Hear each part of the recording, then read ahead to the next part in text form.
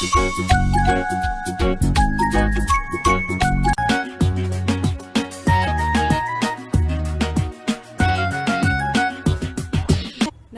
दोस्तों and welcome to my channel. कैसे हैं आप सब? उम्मीद है सब ठीक ठाक होंगे। तो आज सीबीएसई क्लास जो 12th है उसका 5th chapter continuity and differentiability, इसकी एक्सरसाइज जो 5.5 है उसको स्टार्ट करेंगे। तो सबसे पहले इसका इंट्रोडक्शन देखेंगे। इसके इंट्रोडक्शन में सिर्फ और सिर्फ एक ही टॉपिक है और वो है आपका लोगैरिथमिक डिफरेंशिएशन। बहुत ही ज्यादा इजी टॉपिक है, कोई भी दिक्कत की बात नहीं है, कोई टेंशन नहीं लेनी, सब हो जाना है और बहुत ही आसानी से हो जाएगा। ठीक है, तो लोगैरिथमिक डिफरेंशिएशन है। तो यहाँ पे लोगैरिथमिक से आप ये समझोगे कि यहाँ पे लॉग का यूज होने वाला, एकदम सही समझे हो।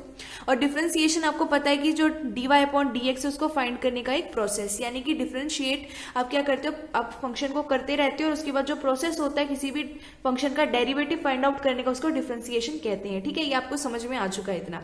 तो सिंपल सी बात है, यही यहाँ पे करेंगे। कोई भी फंक्शन दे रखा होता है, मान लो f(x) आपको एक फंक्शन दे रखा है, आप क्या करोगे, इसको y के एक वन मान लोगे। ठीक है, और मान लो f(x) की वैल्यू आपको दे रखी है, यहाँ पे ux एक फंक्शन दे रखा है और इसकी पावर में vx एक फंक्शन दे रखा है। ठीक है जी, जैसे कि मान लो अगर आपको ऐसे दे रखा है cos x और इसकी पावर में दे रखा है sin x, आप देख सकते हो दोनों क्या है, फंक्शंस है। ठीक है, समझ में आ गया।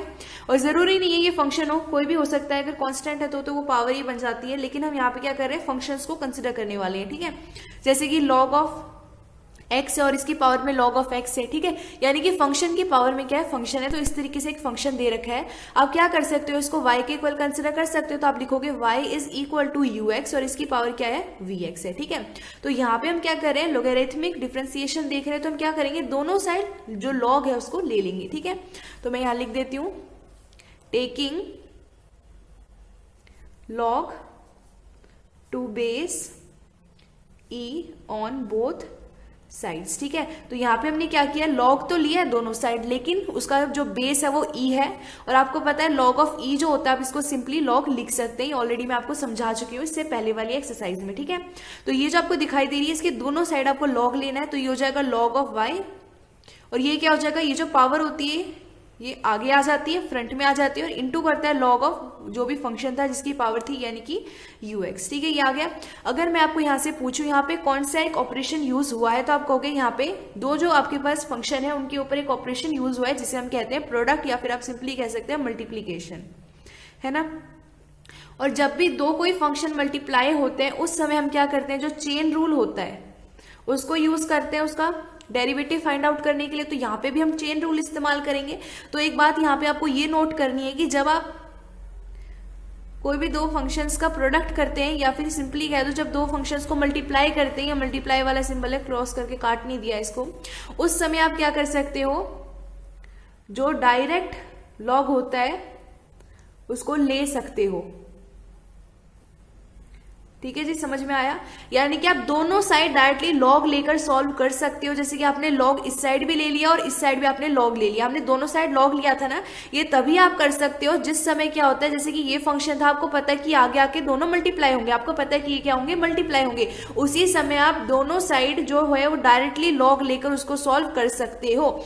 लेकिन अगर वहां पे जो सब्ट्रैक्शन हो रहा है या फिर एडिशन हो रहा है, यानी कि अगर सब्ट्रैक्शन हो रहा है या फिर एडिशन हो रहा है दो फंक्शंस का, जैसे कि अगर ये आपको दे रखा होता है ux प्लस में vx, इस तरीके से फंक्शन दे रखा होता है, या फिर आपको ux माइनस में vx एक फंक्शन दे रखा होता है, दोनों में ऑपरेशन या तो प्लस लग रहा होता है या नेगेटिव लग रहा होता है, उस समय आप जो डायरेक्ट लॉग है नहीं ले सकते हो।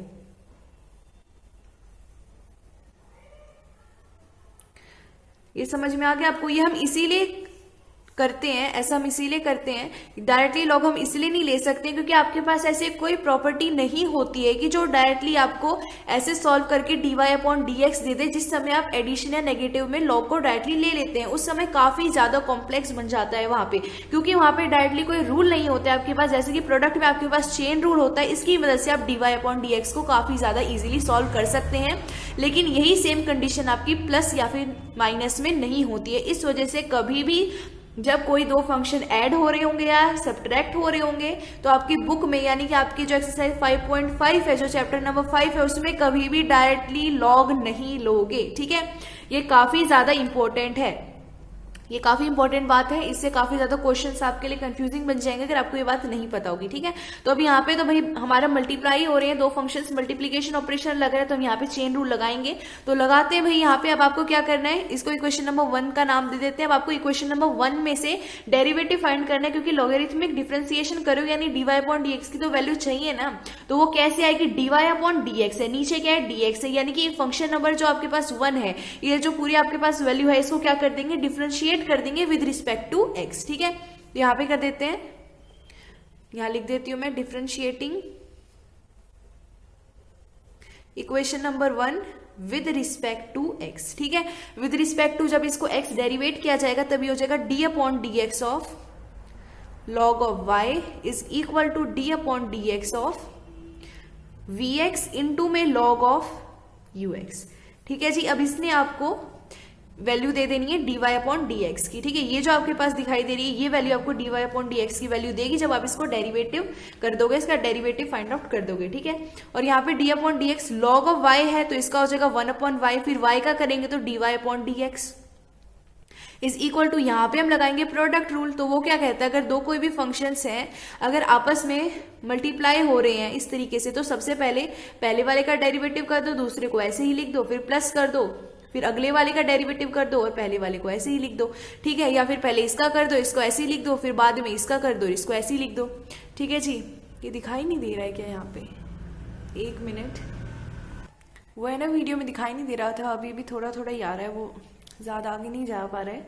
तो यहाँ पे मैंने बस vx ही लिखा था। यहाँ पे आपको पता ही है ये अपना चेन रूल होता है, तो इस तरीके से यहाँ पे चेन रूल लगाएंगे। तो उसमें क्या करेंगे, सबसे पहले वाले फंक्शंस को ऐसे ही लिख देते हैं। तो पहला वाला जब फंक्शन है आप इसको ऐसे ही लिख दोगे तब ये क्या हो जाएगा, ये vx ही रहेगा। और उसके बाद दूसरे वाले फंक्शन का आपको डेरिवेटिव फाइंड करना है, तो ये हो जाएगा 1 अपॉन ux, फिर ux का डेरिवेटिव है ना, उसके बाद प्लस में करेंगे। अब पहले इसको ऐसे रहने दिया था तो अब की बार इसका डेरिवेटिव फाइंड करेंगे और दूसरे वाले को ऐसे ही लिख देंगे, तो यहाँ पे आ जाएगा log ऑफ ux, ठीक है जी। इतना समझ में आ गया आपको, आगे सॉल्व करते हैं। ये है 1 अपॉन में y dy अपॉन में dx इज इक्वल टू, इसको लिख सकते हैं vx डिवाइड में ux, और यहाँ पे है u डैश x प्लस में ये है v dash x log of ux। अब आपने क्या करना है, आपको dy अपॉन dx की वैल्यू चाहिए। यहाँ पे आपको dy अपॉन dx दिखाई दे रहा है, लेकिन इसके साथ में 1 अपॉन में y है जो आपको नहीं चाहिए, ठीक है। तो हम क्या करेंगे, इसको इस साइड भेज देते हैं। यहाँ पे y जो है डिवाइड में इस साइड जाएगी तो मल्टीप्लाई हो जाएगा। तो आपके पास फाइनल वैल्यू आएगी dy अपॉन में dx is equal to y, यहाँ पे मल्टीप्लाई करेगा और y की जो वैल्यू है यहाँ पे आपको सब्सटीट्यूट कर देनी है। y की वैल्यू ये थी तो आप यहाँ पे y की जगह लिख देंगे लास्ट में, ठीक है। तो y की जगह क्या लिखोगे, ux की पावर v, यहाँ पे x आ जाएगा और ये वैल्यू आपके पास है ही, ठीक है। तो ये जो y था ये यहाँ पे चला जाएगा और y की वैल्यू आपने कंसिडर की थी गिवन फंक्शन को, तो वो यहाँ पे लिखना होता है, ठीक है। और अगर वो फर्दर सॉल्व होता है तो उसको सॉल्व भी करना होता है। तो इस तरीके से हमने dy अपॉन जो dx है उसको फाइंड कर लिया है। और यही जो प्रोसेस होता है जहां पे आप लॉग को कंसिडर करते हैं और dy अपॉन dx को फाइंड आउट करते हैं गिवन फंक्शन के लिए, उसे आप लॉगरिथमिक डिफरेंशिएशन कहते हैं, ठीक है जी। तो इस तरीके से आपने dy अपॉन में dx को फाइंड कर लिया है। अब हम क्या करेंगे, एक्सरसाइज जो 5.5 है उसके जितने क्वेश्चन इस वीडियो में हो सकेंगे उनको सॉल्व करेंगे। तो नेक्स्ट पेज से एक्सरसाइज 5.5 के क्वेश्चंस को सॉल्व करना स्टार्ट करते हैं। अच्छा जी, तो नेक्स्ट पेज पे मैंने एक्सरसाइज 5.5 है इसको क्वेश्चन लिख दिया है। Differentiate the functions given in exercises 1 to 11 with respect to x।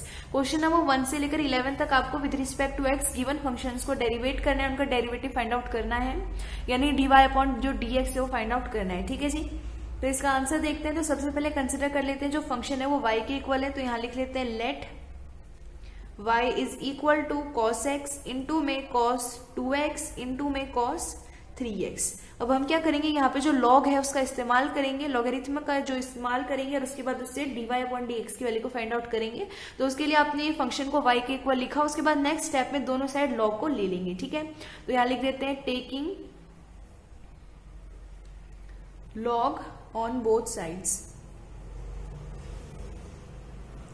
ठीक है। तो दोनों साइड लॉग ले लेंगे, तो ये इस साइड तो हो जाएगा अपना log y is equal to, इस साइड हो जाएगा log cos x, ठीक है। और यहाँ पे हो जाएगा आपके पास प्लस में log cos 2x प्लस में log cos 3x। जब भी आपस में फंक्शंस मल्टीप्लाई होते हैं और जब होल में लॉग लेते हो ना, तो ये जो मल्टीप्लाई होते हैं पॉजिटिव यानी कि प्लस बन जाते हैं। ठीक है, ये भी याद रखने वाली बात है। अब हम क्या करेंगे, यहाँ पे dy upon dx find out करना है, तो ये जो वैल्यू दिखाई दे रही है इसको डिफरेंशिएट कर देंगे विद रिस्पेक्ट टू x। तो यहाँ लिख देते हैं differentiating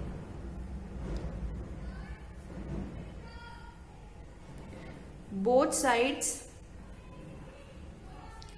with respect to x। ठीक है, तो ये क्या हो जाएगा, ये हो जाएगा d upon D x of log of y, और इस साइड हो जाएगा d upon D x of log of cos x। इसी तरीके से ये हो जाएगा प्लस में d upon D x of log of cos 2x। ये हो जाएगा प्लस में d upon D x of log of cos 3x। ठीक है, इतना समझ में आ गया। अब इसको क्या करते हैं, डेरिवेट कर देते हैं। तो ये हो जाएगा आपके पास 1 अपॉन में y का आप डेरिवेटिव करोगे तो dy अपॉन में dx हो जाएगा, विद रिस्पेक्ट टू x कर रहे हैं। ये हो जाएगा 1 अपॉन में cos x, और जो cos x है इसका भी डेरिवेटिव फिर करेंगे तो ये क्या हो जाएगा माइनस में sin x, प्लस में ये हो जाएगा 1 अपॉन में cos 2x, और ये क्या हो जाएगा माइनस में इसका भी डेरिवेटिव फाइंड करोगे तो माइनस में sin 2x।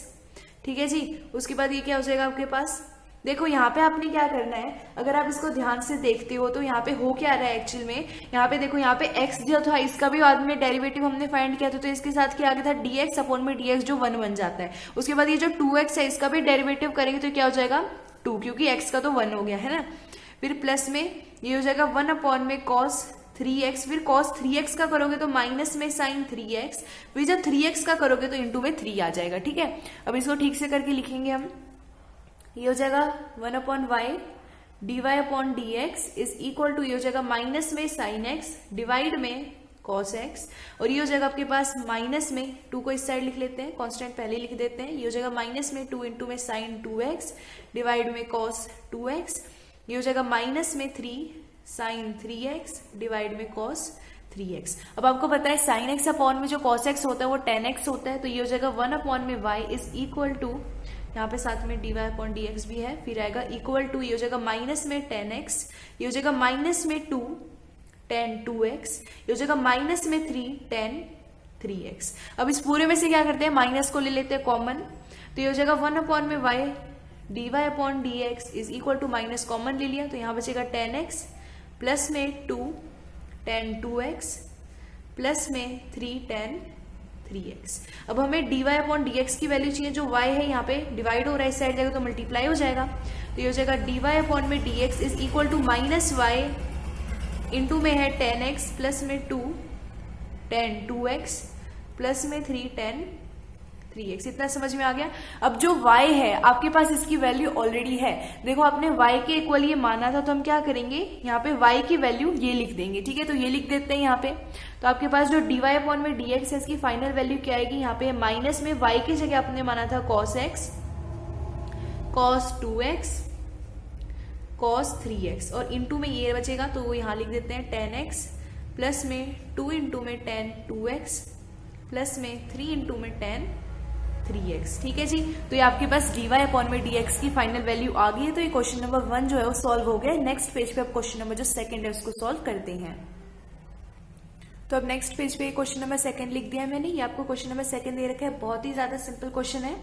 इसका आंसर देखते हैं। सबसे पहले इसको y के इक्वल मान लेते हैं, तो यहाँ लिख देते हैं let y is equal to, यहाँ पे आपको दे रखा है under root of x minus 1 into में x माइनस में 2 डिवाइड में x माइनस 3 इंटू में x माइनस 4 इंटू में x माइनस में 5 ये दे रखा है।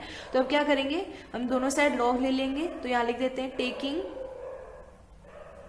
Log on both sides. ठीक है जी, दोनों साइड क्या करेंगे लॉग ले लेंगे, तो इस साइड हो जाएगा ये लॉग ऑफ y और इस साइड हो जाएगा लॉग ऑफ, अब ये जो पूरी वैल्यू दिखाई दे रही है x माइनस में 1 इंटू में x माइनस में 2 डिवाइड में x माइनस 3 इंटू में x माइनस 4 इंटू में x माइनस में 5, इसकी पूरी पावर आप क्या लिख सकते हो, हाफ लिख सकते हो, क्योंकि जो रूट होता है इसका मतलब पावर क्या है, हाफ है। ठीक है, इस तरीके से हमने लिख दिया। अब आपको पता है कि आपने इस साइड लॉग लिया है, तो ये किस फॉर्म में आ गया, लॉग ऑफ a और इसकी पावर b। तो आप इसको कैसे लिख सकते हो, b इंटू में लॉग ऑफ a के फॉर्म में लिख सकते हो, तो इसको ऐसे लिख देंगे। तो ये हो जाएगा आपके पास log of y is equal to, power बाहर आ जाएगी यानी हाफ इंटू में लॉग, और यहाँ पे हो जाएगा x माइनस 1 इंटू में x माइनस में 2 डिवाइड में x माइनस 3 इंटू में x माइनस 4 इंटू में x माइनस में 5, ठीक है। और आपको ये भी पता है लॉग ऑफ a डिवाइड में b का मतलब क्या होता है, लॉग ऑफ a माइनस में लॉग ऑफ b, ठीक है। ये सब आप ऑलरेडी पढ़ चुके हो और पहले ही मैं आपको ये प्रॉपर्टीज भी बता चुकी हूँ, तो इस फॉर्म में इसको लिख देंगे।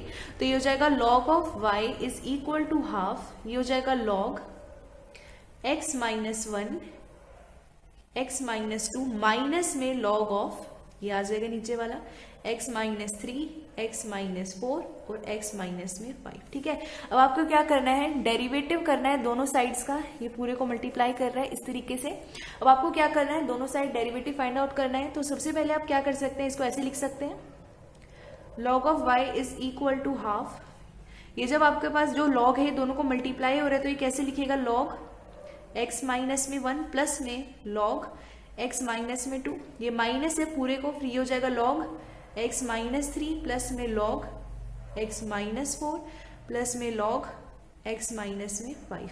तो ये जो पूरी वैल्यूज है नेगेटिव से मल्टीप्लाई होकर नेगेटिव बन जाएंगी, है ना, इतना आपको पता है। तो ये हो जाएगा log of y is equal to half, ये हो जाएगा लॉग x माइनस 1 प्लस में लॉग x माइनस 2 माइनस में लॉग x माइनस 3 और ये हो जाएगा माइनस में लॉग x माइनस 4 माइनस में लॉग x माइनस में 5। अब क्या करते हैं, डेरिवेटिव फाइंड करना है तो यहाँ पे डिफरेंशिएट कर देते हैं दोनों साइड को विद रिस्पेक्ट टू x। तो यहाँ लिख देते हैं differentiating both sides with respect to x, ठीक है। तो ये क्या हो जाएगा, 1/y हो जाएगा, dy/dx हो जाएगा इज इक्वल टू, ये तो हाफ ही रहना है, ठीक है। एक बार इसका डेरिवेटिव फाइंड करोगे तो 0 इंटू में करोगे तो 0 हो जाएगा और उसके बाद इसका करना है और ये ऐसे ही रहेगा, तो इसको ऐसे रहने देते हैं, इसका करेंगे। तो यहाँ पे हर एक जो यहाँ पे इसको इसका डेरिवेटिव करना है, इसका करना है, इसका करना है, इसका करना है और इसका करना है। तो इसका करेंगे तो ये हो जाएगा 1/x माइनस में 1, फिर x माइनस में 1 करेगा तो इंटू में 1 रहेगा, है ना। इसी तरीके से इसका करोगे तो ये हो जाएगा प्लस में 1 डिवाइड में x माइनस में 2, फिर इसका करोगे तो माइनस में 1 डिवाइड में x माइनस में 3, फिर ये हो जाएगा माइनस में 1 डिवाइड में x माइनस में 4, ये हो जाएगा माइनस में 1 डिवाइड में x माइनस में 5। आई होप ये आपको समझ में आ गया होगा, क्योंकि यहाँ पे हर एक को मिल जाएगा। जैसे इसको मिलेगा तो ये क्या हो जाएगा, d/dx of log of x minus में 1। तो लॉग ऑफ x का जो डेरिवेटिव होता है 1/x होता है, तो 1 में x माइनस में 1 हो जाएगा, फिर x माइनस में 1 करोगे तो इंटू में 1 हो जाना है। इस तरीके से हर एक का करोगे तो इस तरीके से आ जाना है। ये रफ वर्क था, ठीक है, इसको ये आंसर में इंक्लूड मत करना, समझाने के लिए था। तो ये वैल्यू आई। अब आपको dy/dx की वैल्यू चेंज, जो y है इसको इस साइड भेज देते हैं, तो ये हो जाएगा dy/dx is equal to half into में y और इंटू में ये वैल्यू आ जाएगी 1 डिवाइड में x माइनस 1 प्लस में 1 डिवाइड में x माइनस 2 माइनस में 1 डिवाइड में x माइनस 3 माइनस में 1 डिवाइड में x माइनस 4 माइनस में 1 डिवाइड में x माइनस में 5। अब y की जो वैल्यू है आपने गिवन फंक्शन को माना था तो यहाँ लिख देते हैं ओवरऑल dy/dx की क्या वैल्यू आएगी। तो ये हो जाएगा हाफ, यहाँ पे क्या आएगा अंडर रूट ऑफ, ये था आपके पास x माइनस 1 इंटू में x माइनस 2 डिवाइड में x minus 3 into x minus 4 into में x माइनस में 5। ये आपके पास y की वैल्यू है और इनटू में आपके पास ये भी वैल्यू है, तो हो जाएगा 1 डिवाइड में x माइनस 1 और प्लस में 1 डिवाइड में x माइनस 2 माइनस में 1 डिवाइड में x माइनस 3 माइनस में 1 डिवाइड में x माइनस 4 माइनस में 1 डिवाइड में x माइनस में 5। तो ये आपके पास dy/dx की वैल्यू आ गई है क्वेश्चन नंबर 2 के अंदर। नेक्स्ट पेज पे क्वेश्चन नंबर जो 3 है उसको सॉल्व करते हैं। अच्छा जी, तो नेक्स्ट पेज पे ये मैंने क्वेश्चन नंबर 3 लिख दिया है। ये भी काफी ज्यादा सिंपल है, सारे ही क्वेश्चन बहुत ज्यादा सिंपल है, बिल्कुल भी घबराने वाली बात है ही नहीं। तो सबसे पहले y के इक्वल मान लेते हैं। y के इक्वल हमने मान दिया log ऑफ x को और इसकी पावर दे रखी है cos x, ठीक है। ये आपके उसी फॉर्म में है, y is equals to ux की पावर vx। तो हम क्या करेंगे, दोनों साइड log ले लेंगे, तो ये हो जाएगा log ऑफ y। इसको मैं डायरेक्टली करके दिखा रही हूँ। तो आपको पता है कि जब आप क्या करते हो, log ऑफ x की पावर cos x लेते हो तो जो पावर होती है वो log के पहले आ जाती है, यानी कि हो जाएगा log of y is equal to cos x into में log ऑफ log x, ठीक है। इतना समझ में आ गया। अब यहाँ पे हम क्या करेंगे, दोनों साइड क्या करेंगे, डिफरेंशिएट कर देंगे। Differentiating both sides with respect to x, ठीक है। तो ये क्या हो जाएगा 1 में y dy अपॉन में dx, यहाँ पे लग जाएगा चेन रूल यानी कि प्रोडक्ट रूल लग जाएगा। तो सबसे पहले cos x को ऐसे ही रहने देते हैं, इसका डेरिवेटिव करेंगे तो 1 अपॉन में log x हो जाएगा, फिर log x का करेंगे तो 1 अपॉन में x, और x का करेंगे तो dx अपॉन dx यानी कि 1, ठीक है। फिर प्लस में अब की बार cos x का नहीं किया था तो अब की बार cos x का करेंगे जो होता है माइनस में sin x, और इंटू में करेंगे ये जो जैसा इसको वैसे ही रहने देंगे, ठीक है। ये आपको ऑलरेडी आता है, इतना तो मुझे भी पता है। तो ये हो जाएगा 1 upon Y D Y upon D X is equal to ये क्या हो जाएगा cos x, और डिवाइड में हो जाएगा x log ऑफ x, ठीक है। इतना समझ में आ गया, ये x इंटू में इसको कर दिया, और उसके बाद ये हो जाएगा माइनस में sin x log of log x, ठीक है जी। अब आपने क्या करना है, dy अपॉन dx की वैल्यू को फाइंड आउट करना है। तो जो dy अपॉन में dx है इसको इस साइड रहने देंगे, y को इस साइड भेज देंगे, y मल्टीप्लाई करेगा cos x डिवाइड में x log x माइनस में sin x log of log x को। अब आपको पता है y की वैल्यू आपने कंसिडर की थी गिवन फंक्शन को, तो आपके पास जो फाइनल वैल्यू आएगी dy अपॉन dx की क्या आएगी, वो y की जगह आपने लिया था log x की पावर cos x को, और ये मल्टीप्लाई करेगा इस वैल्यू को यानी कि cos x डिवाइड में x log x माइनस में sin x log of log x, ठीक है जी।